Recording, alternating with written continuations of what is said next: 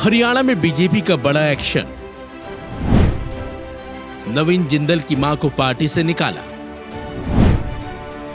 कई और बीजेपी नेताओं पर भी हुआ एक्शन। हरियाणा चुनाव की वोटिंग के बीच ही बीजेपी ने एक ऐसी कार्रवाई कर डाली जिससे राजनीतिक महकमे में हड़कंप मच गया। बल्कि किसी को ये समझ में नहीं आ रहा कि आखिर पार्टी ने इतना बड़ा कदम और कार्रवाई आखिरकार क्यों कर डाली। तो आपको बता दें, बीजेपी ने बड़ी कार्रवाई करते हुए 4 बीजेपी नेताओं को पार्टी से बाहर का रास्ता दिखा दिया है। खास बात तो यह है कि जिन 4 लोगों को पार्टी ने बाहर किया है, ये चारों हिसार विधानसभा से निर्दलीय चुनाव लड़ रहे हैं। पार्टी से बाहर निकाले गए नेताओं में बीजेपी के कुरुक्षेत्र से सांसद नवीन जिंदल की मां सावित्री जिंदल भी हैं। इसके साथ ही गौतम सरदाना, तरुण जैन और अमित ग्रोवर को भी पार्टी से निकाल दिया गया है।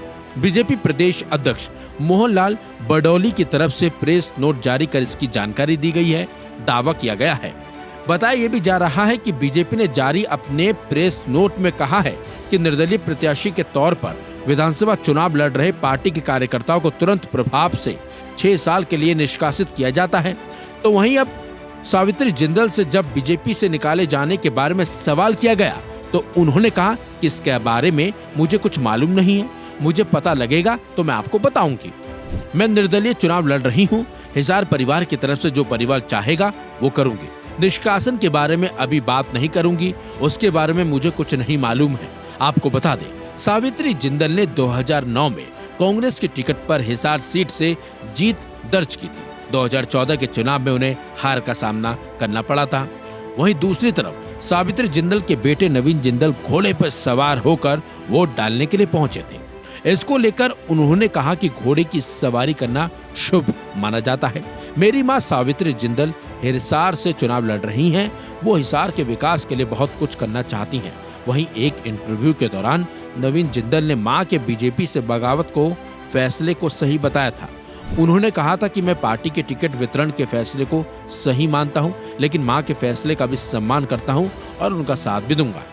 वहीं इन सभी खबरों और अटकलों के बीच बीजेपी का भी इसे लेकर एक बयान सामने आया है, जिसमें बीजेपी ने इस तरह के किसी नोट को जारी करने से साफ तौर पर इनकार कर दिया है। बल्कि बीजेपी ने सोशल मीडिया प्लेटफॉर्म एक्स पर पोस्ट करते हुए लिखा है कि बीजेपी हरियाणा की तरफ से कोई भी चिट्ठी जारी नहीं की गई है। फिलहाल ये तो वक्त बताएगा कि इन लोगों पर कुछ कार्रवाई की भी गई है या नहीं।